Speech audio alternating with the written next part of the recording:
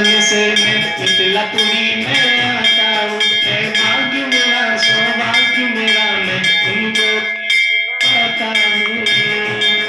मैं तुमको शीश नवाता हूँ और धन्य धन्य हो जाता हूँ, हो जाता हूँ, हो जाता हूँ। क्षत्र चरण मंडल भारी, एक प्रतिहार मनहारी, शांत छवि से विराजे पड़े